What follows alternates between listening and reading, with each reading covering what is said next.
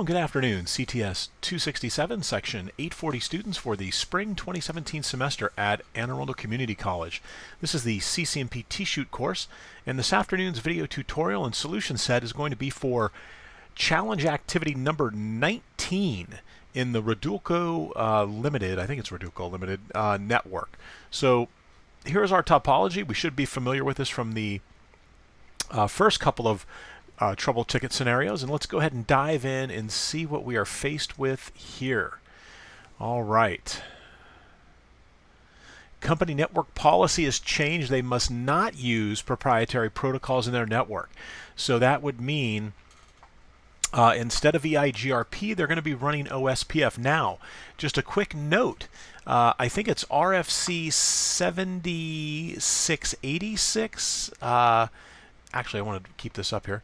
RFC 7868, I think is what it is, but EIGRP now has an IETF RFC out there, so you can, other vendors could, if they wanted to, implement EIGRP. However, very important to note that the stub functionality of EIGRP, and really one of the cornerstone features, is not included in that initial RFC release. There's no implementation details on that. So while Peter at the customer is at the customer site, he calls you, he's having trouble.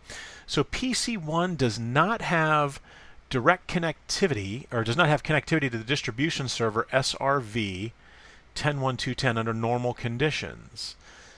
Connectivity is only restored if HQ1 fails. Peter has a strong suspicion that the issue has something to do with the HSRP implementation. Help him solve this problem. And so this question actually came up in class. I believe it was Evan that had asked about, we had spoken about this. So that's the first ticket. The second ticket, Peter reports the migration from EIGRP to OSPF is going smoothly, except for authentication. And so this is a huge red flag right here. He tried to configure authentication between HQ1 and the branch routers, but after implementing authentication, the adjacency was lost. Fix OSPF authentication between HQ1 and BR. So we're going to take the first ticket first. So PC1 does not have connectivity to the distribution center server. Connectivity is only restored if HQ1 fails. And so the automatic suspicion here, or the shoot from the hip method being employed by Peter, who's the Radulko SA, appears to revolve around the fact that he has a strong suspicion that it's something to do with HSRP. All right, well, the SRV is over here behind the DST router.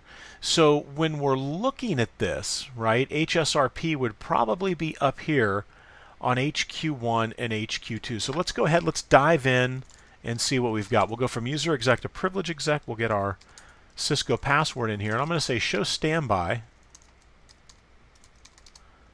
brief. All right, so here's the information. We've got HQ1 is the local, or I'm sorry, it's not the local, it's the active node, and the active node is the local node. The standby node is always .3. Our virtual IP is 10.0.2.1. So nothing looks terribly wrong here. Let's pull up HQ2, who is probably the standby node. So show standby brief, and let's see what we've got. All right, so everything looks good here, and we are again the standby router. So let's validate that this is actually an issue. So we've got PC1. We're going to need the IP address, and that was in the, I think it was 10.2. I'll probably write this down. 10.1.2.10. So let's make a note of that. 10.1.2.10. So from PC1, let's see what happens when we get into privilege exec, and I'll say ping 10.1.2.10, and let's see if we have any reachability. We do not, so there's clearly an issue there. And we'll let that terminate, and now let's trace and see how far we get. 10.1.2.10. And we actually should have done numeric on that. Let's go ahead and throw that in there. I forgot to put the numeric in there. So we get to 10.0.10.2, which is going to be router 1, HQ1, and then everything breaks down. All right, so it looks like everything's kind of broken down there right after we get to router 1. So we do have connectivity, though, HQ1. We do have connectivity up to HQ1. So if I was to say show IP interface brief, and it looks like we're getting a crypto packet MAC error, and that is probably related to the other issue with the security parameter index. So yeah, this is definitely the OSPF authentication. We'll come back to that. So show IP interface brief, and there's our 10.0.10.2. So we've got connectivity. The PC has an IP address. If I do a Control-Shift-6, and then we say show IP interface brief, we look good there. What about a show IP route? We've even got our default gateway, right, set out to the HSRP virtual IP address. So from looking at the, debating bottom up, well, we've already determined that we can get all the way to the HQ router. So maybe it's something on this HQ1 router. Now, it says it only works when going through HQ2, and this could be related to the fact that we have an issue, excuse me, we have an issue with the authentication. But let's see what, if I say show IP route OSPF, what about a show IP route here? Do we have a network for the 10.1.2/24? And we do. And you can clearly see here that the next hop is 10.255.0.10. Now I'm looking at router 2. So router 2 has a route, and I'm going to do a little compare and contrast here. Show IP route. Do I have a route to the 10.1.2.10? And I do not. All right, so this is a dead giveaway as to why it's working, right? Is simply router 1 does not have a route over to the 10.1.2 network. So from HQ2, can I ping 10.1.2.10? Is this going to work? Let's see if we can get, and we do have connectivity from router 2. We don't have connectivity as my guess because we have no route. It's going to take, so when I ping this 10.1.2.10, where is it going to go? Exactly. It's going to go out the default route, right? Because I don't have a longer, more specific match in my rib. So it's going to go to the next hop of 209.165.206. So let's go ahead and check it out, though. Ping 10.1.2.10. And again, this should fail because there should not be, excuse me, there should not be any reachability through the BGP cloud. So we don't have that routing information in the routing table on router 1, but we do have it on router 2. So let's go ahead and say show run section router OSPF. And let's see, and sure enough, we've got OSPFv3 with address families here.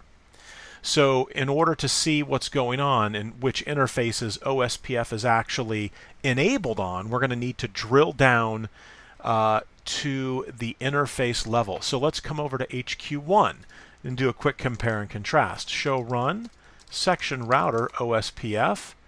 So we see the same thing.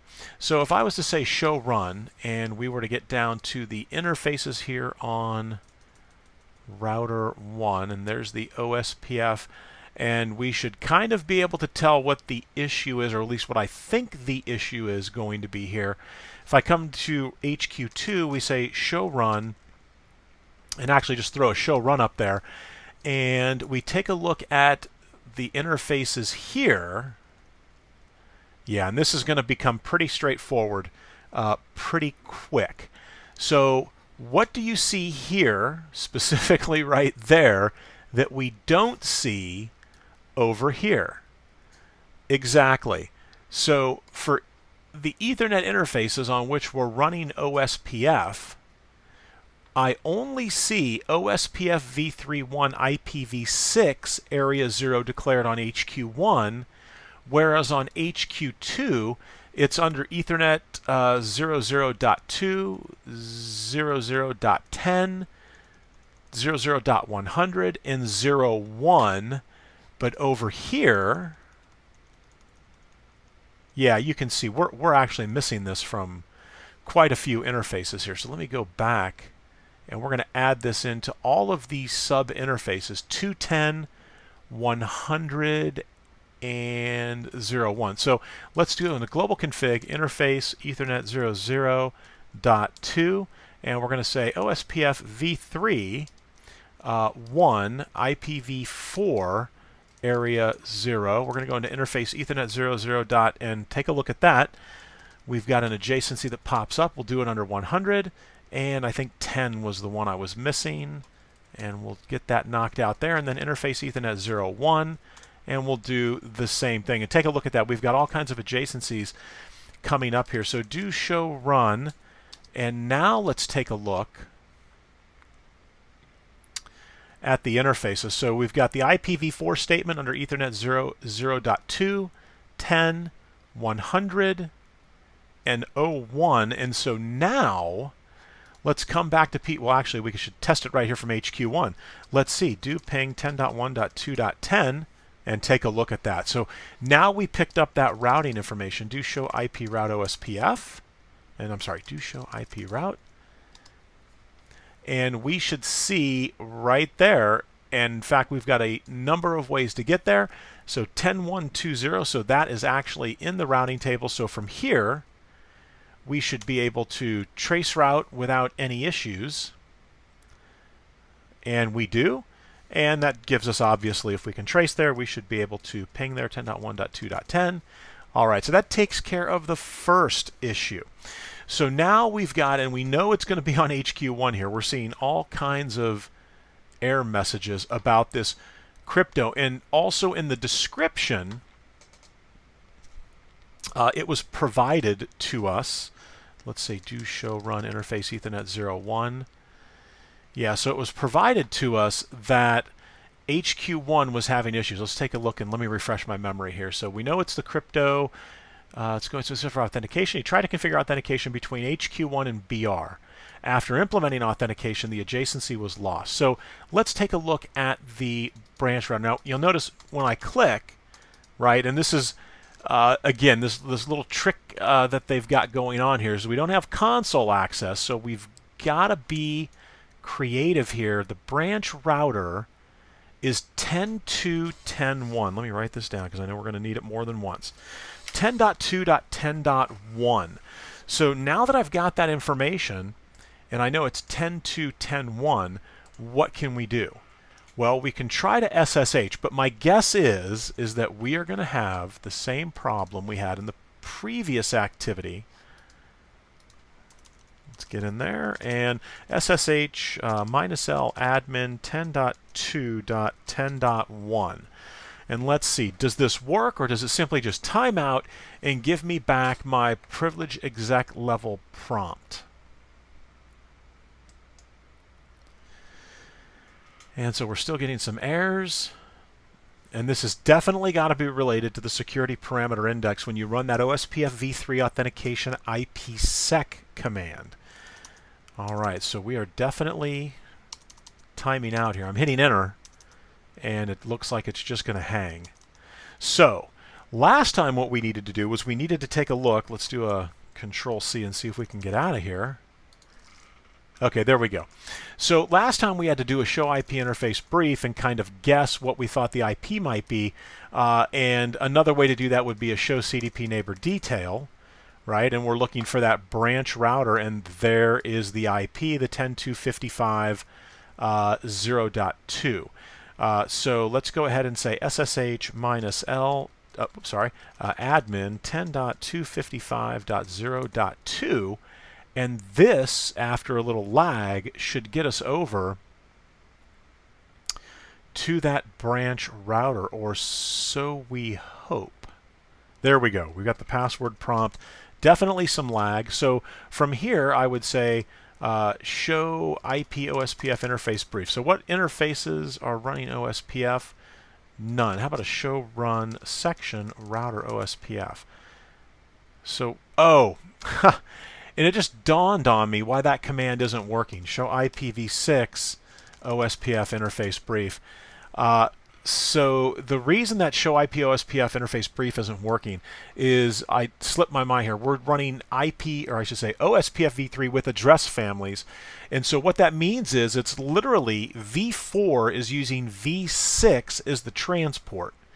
And so the commands that we run to check things, they need to use the IPv6 options in those commands. So we've got the information we need there.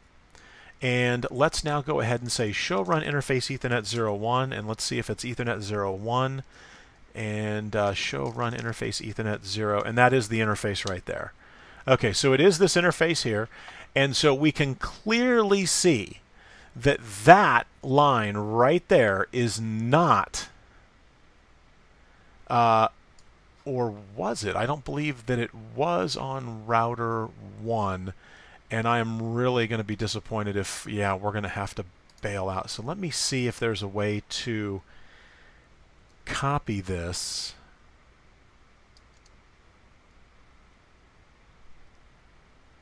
So IPsec, okay, so that looks good.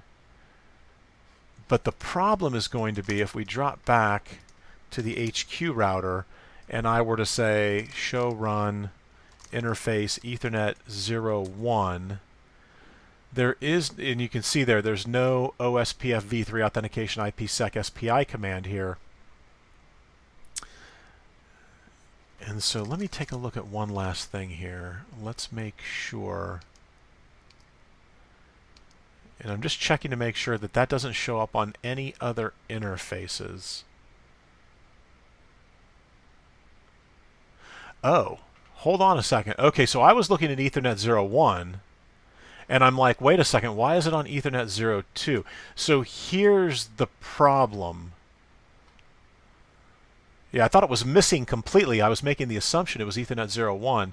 Let's go back up here to the other interface. Yeah, C12, C12. Yeah, so here's the problem. So it's missing 3, 4, 5, 6, 7, 8 on the branch router is the problem.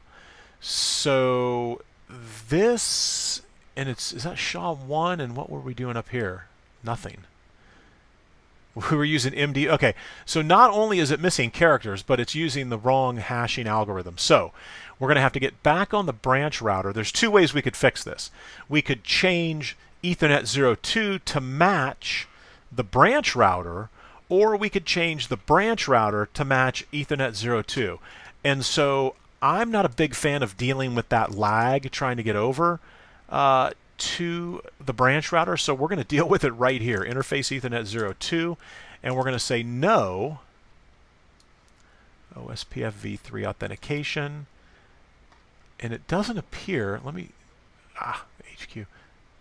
Let's see if it allows me to copy. And then let's come down here and hopefully we can paste, because having to type that in manually is not going to work. And that did not work. And it even comes over here at 9D. So let's see, Control C, Control V. It doesn't like that. This is going to be a nightmare. Okay, so here's what we're going to do. No OSPFv3, we're going to bite the bullet. Authentication, IPsec, SPI 500, SHA-1, and boy oh boy, 1, 2, 3, 4, 5, 6, 7, 8, 9, A, 1, 2, 3, 4, 5, 6, 7, 8, 9, B, 1, 2, 3, 4, 5, 6, 7, 8, 9, C, 1, 2, 3, 4, 5, 6, 7, 8, 9, D. Whew! All right, that command is out of the way. So now we're going to come back with OSPFv3, authentication, IPsec, SPI 500, MD5, and we're going to do 1, 2, 3, 4, 5, 6, 7, 8, 9, A, 1, 2, 3, 4, 5, 6, 7, 8, 9, B, 1, 2, 3, 4, 5, 6, 7, 8, 9, C, 1, 2. And before I hit enter, I only want to have to do this one time. And yes, C12 is where it ended. Let's hit enter. Now we've got the same hashing algorithm, and there we go from loading to full. All right. Hopefully in your environment, you're going to be able to, that's where cut and paste is going to become very, very handy when you're dealing with OSPFv3 authentication. But those were the two issues that we saw. And again, I had a little inside information. A student had asked me about this. Peter has a strong suspicion that this issue has something to do with HSRP. It had nothing to do with HSRP. It was simply that we didn't have a route to the network in question, and we were missing the OSPF statements on the interfaces. All right, well, this is going to wrap up Challenge 19, the penultimate challenge for the course. I will see you all on Thursday night. Enjoy the rest of your weekend.